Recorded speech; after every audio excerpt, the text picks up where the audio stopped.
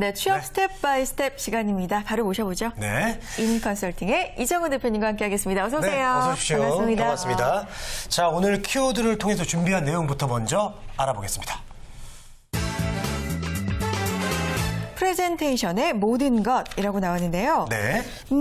지지난주 프레젠테이션의 종류, 면접의 그렇죠. 종류에 대해서 자세하게 알아봤잖아요. 오늘은 네. 좀 더 심도 있게 들어가나 보죠.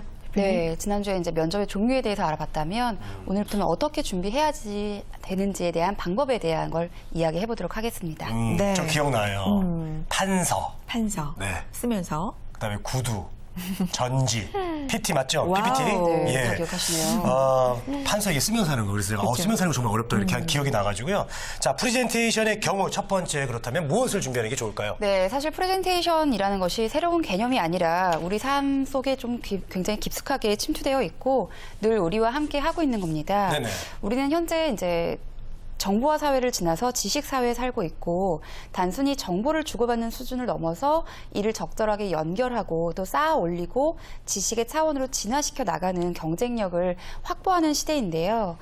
만약에 이제 프레젠테이션을 할 때 내용이 충실하지 못하면 그것을 아무리 현란하게 포장한다 하더라도 청중을 만족하게 할 수는 없다라는 거죠. 그러므로 성공적인 프레젠테이션을 위해서는 가장 먼저 충실한 내용이 있어야 합니다. 그렇군요. 그래요. 저도 화려하고 그림 많고 뭐 이런 프레젠테이션들 종종 봤는데 사실 가장 중요한 건 정말 그 알찬 내용이 아닐까 싶어요. 겉은 정말 뭔가 있을 것처럼 거창했는데 알맹이가 없으면 막상 되게 허무하거든요. 이게 네. 뭐야 이렇게 되는데 요즘 프레젠테이션 면접 주제는 대체로 어떤 편인가요? 네, 요즘 취업 시에는 그 프레젠테이션 주제가 두 가지로 이제 구분이 됩니다. 네네. 첫 번째는 시사와 관련된 주제이고요. 두 번째로는 지원 분야에 관련된 주제가 좀 많아지는 추세입니다. 이는 좀 과거와 달리 기업의 취업을 준비하는 지원자들이 수준이 높아졌기 때문이기도 하고요. 그만큼 지원 분야에 대한 전문성이 필요하기 때문이기도 합니다. 자신이 지원하는 분야에 대한 주제를 가지고 준비해야 되는 만큼 좀 더욱 다양한 능력을 요구하고 있습니다. 네. 네. 자, 요즘 뭐 직무에 대한 어떤 이해와 지식이 필요한 것처럼 프레젠테이션을 통해서 그 부분을 이제 확인하는 거로 볼 수가 있겠습니다. 자, 구직자들의 수준도 높아졌고요. 또 기업들도 좋은 인재를 좀 선별하기 위해서는 점점 그 주제를 정할 때 심혈을 기울일 것 같다는 생각이 듭니다. 네, 맞습니다. 과연 이 직무를 잘 수행하게 할 수 있는가의 여부를 네. 프레젠테이션 주제를 통해서 확인할 수 있습니다. 그런데 사실 프레젠테이션 면접을 통해서 면접관이 보고자 하는 것은 가장 첫 번째로는 평소 얼마나 노력하는 사람인지, 예를 들면 시간 여유가 많지 않기 때문에 평소 얼마나 기본 지식이라던가 풍부한 상식을 가지고 있는지의 여부를 좀 확인하는 과정이라는 것을 좀 생각하시면 좋을 것 같습니다. 두 번째로는 이 사람이 과연 논리적인가를 확인하는 방법입니다. 막무가내로 자신의 주장만 내세우는지 혹은 논리적으로 좀 명확한 근거를 제시하는지의 여부를 봅니다. 세 번째로는 창의적인 아이디어의 수준을 이제 확인합니다. 예를 들면 뭐 녹색혁명의 트렌드를 반영한 제품 아이디어를 제시하라라는 주제가 주어진다면 창의성이라는 것은 매우 중요한 요소가 될 수 있겠죠. 네네. 남들도 쉽게 생각해낼 수 있는 아이디어 나열은 좋은 평가를 받을 수 없다라는 겁니다. 그렇다고 이제 지원자분들이 가장 스트레스 많이 받아 하는 게 얼마만큼 이제 혁신적인 것을 내는가에 대한 이제 고민들을 많이 하는데요. 제가 볼 때 면접에서의 아이디어라는 것은 혁신적인 것이 아니라 참신한 수준의 정도의 아이디어라고 생각을 하시면 좋을 것 같습니다. 남들과 조금 색다른 아이디어만 제시해도 충분하다라는 거죠. 마지막으로는 표현력입니다. 같은 내용을 가지고도 청중 또는 보고받는 사람에게 전달되는 정도의 차이가 굉장히 크다라는 거죠. 이것이 바로 프레젠테이션의 힘입니다. 전달하는 사람의 말이라던가 에피소드, 몸짓, 그리고 음성에 따라서 설득력은 달라지게 됩니다. 프레젠테이션의 정점은 상대를 잘 설득하는 표현력이고요. 네. 이것은 결국 상대를 내 편으로 만드는 설득력이라는 겁니다. 네. 자, 프레젠테이션의 정말 힘 이런 거를 느낄 수가 있는데 스티브 잡스의 프레젠테이션 생각을 해보면 네. 그 영향력이 정말 지금까지도 엄청나잖아요. 근데 이게 사실 하루아침에 되는 건 아니니까 꾸준한 노력이 필요할 것 같은데 잘하기 위해서는 평소에 어떤 노력이 필요할까요? 네, 사실 이제 얘기만 들으셔도 뭐 표현력이라던가 아이디어라던가 가장 기본적인 지식 이런 것들을 쌓기 위해서는 네. 사실 하루아침에 될 수 있는 부분은 아닙니다. 옛말에 알아야 면장도 한다라는 말이 있습니다. 겁니다. 네, 그렇죠. 아무리 좋은 자리를 주어도 지식이 없으면 맡은 소임을 수행할 수 없다라는 의미인데요. 아무리 음성이라던가 태도라던가 외적인 부분들이 아무리 좋아도 주제에 대한 사전 지식이 없으면 좋은 프레젠테이션을 할 수 없습니다. 그에 대한 방법으로 추천드리는 것이 독서와 신문 읽기입니다. 독서는 업종에 관련된 책이라던가 지원 직무에 관련된 서적을 그냥 읽는 것이 아니라 관심을 가지고 읽는 것이 중요합니다. 물론 요즘 학생들이 책 읽을 시간이 없다라고 얘기하는 것도 알고 있는데요. 독서 많이 하세요? 아니요. 사실 이게 제 얘기 같은데요. 네. 시간이 없는 거 맞긴 맞는데 좀 핑계예요, 사실. 그죠? 저는 자기 요즘 전에라도 읽을 수 있는데. 저는 요즘 본의 아니게 어쩔 수 없이 읽고 있습니다. 왜요? 공부하기 위해서. 머리에 든 게 없어서 좀 채우기 위해서 읽고 있습니다. 방금 말씀하신 것처럼 네. 스스로가 부족하다라고 느낄 때 가장 좋은 방법 중에 하나가 독서인 것 같습니다. 근데 독서를 따로 시간을 내서 하려고 하다 보면 너무 어려워지고 시간이 나지 않게 돼요. 그래서 따로 시간을 내서 하는 것이 아니라 생활에 좀 짜투리 시간을 활용해서 얼마든지 가능하기 때문에 뭐 이동 시간에 스마트폰 보지 않고 책 읽는 방법이라던가 자기 전에 잠깐 30분 읽고 자는 방법들을 좀 생각해 보셨으면 좋겠고요. 네. 두 번째로는 세상 돌아가는 이치를 알기 위한 신문 읽기입니다. 예. 사실 요즘에 이제 스마트폰의 이제 발달로 인해서 뉴스도 모두 스마트폰으로 읽고 있는데요. 그렇죠. 인터넷 신문 기사는 좀 한계가 있다라는 거죠. 기왕이면 종합 일간지와 경제 전문지를 함께 읽는 것이 좋습니다. 특히 컬럼이라던가 사설 읽기를 통해서 지필력이 있는 사람의 사회 이슈 등에 관련된 글을 통해서 네네네. 어떻게 논리를 전개하고 논리를 뒷받침하는 가에 근거를 제시하는지를 눈여겨보는 것이 필요합니다. 그리고 여기서 중요한 것은 그것들을 읽고 나서 그냥 지나치는 것이 아니라 꼭 나의 생각을 머릿속이든 글로든 정리를 해보시는 것이 필요하다라는 거죠. 네. 얼마 전에 제가 한 면접관으로 들어갔는데요. 네. 그 회사의 임원분이 저에게 한숨을 쉬면서 요즘 친구들이 기본적인 상식도 없을 뿐더러 세상 돌아가는 거에 대한 관심이 너무 없다고 이제 좀 한숨을 쉬시면서 불만을 토로하는 것을 대화를 나눈 적이 있는데요.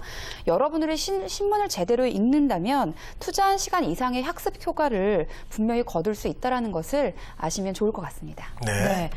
맞아요. 사회 이슈라는 게 뭐가 하나 터지면 그대로 가만히 있는 게 아니잖아요. 늘 매일매일 변하기 때문에 매일매일 그걸 챙겨 읽고 생각하는 거 정말 중요한 일일 것 같습니다. 네.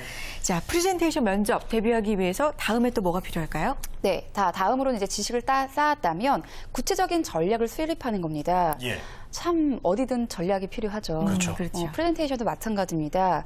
기업이 이 주제를 제시한 목적이 무엇인지에 대한 좀 고민과 통찰이 있어야 됩니다. 만약 시사 관련 내용이라면 평소 사회 현상에 대한 관심과 사회를 꿰뚫어보는 통찰력이라던가 판단력, 그리고 논리를 전개하는 표현력, 커뮤니케이션 역량도 함께 검증하고자 하는 것일 것이고요.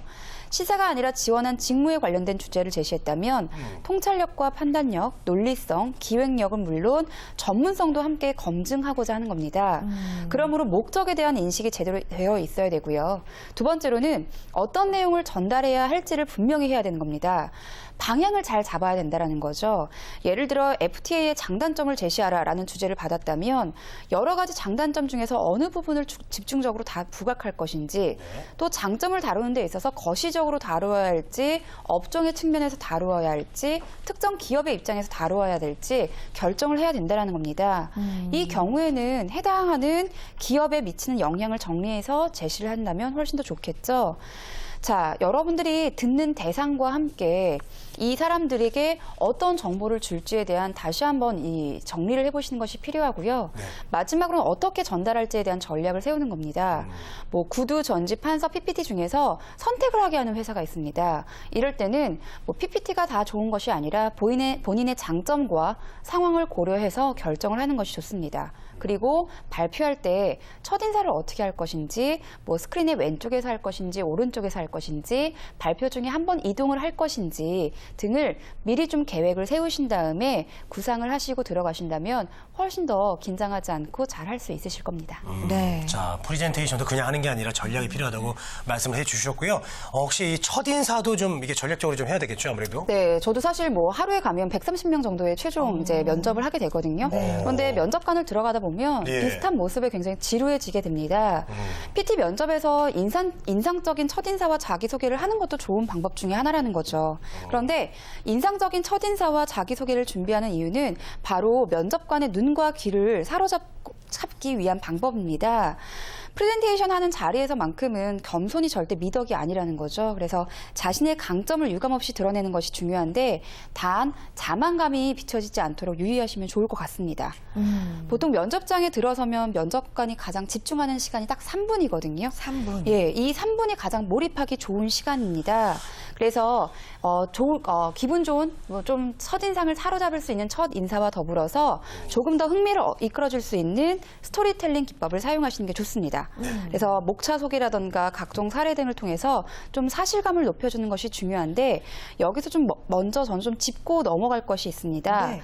프레젠테이션을 잘하기 위해서 요소 중에 하나가 바로 스피치라는 거죠. 많은 구직자들이 스피치 기법을 익히는 데 노력을 하고 있습니다. 그렇죠. 하지만 기법을 알기 전에 가장 먼저 알아야 되는 것은 첫 번째 진실해야 된다는 거고요. 아시겠지만 진실성이 빠지면 감동이 없잖아요. 그렇죠. 맞아요. 그리고 들리지도 않는다는 맞아요. 거죠. 그래서 스피치를 하는 사람은 자신이 하는 말에 신중도 기해야 되고요. 또 책임을 지는 자세를 지녀야 합니다.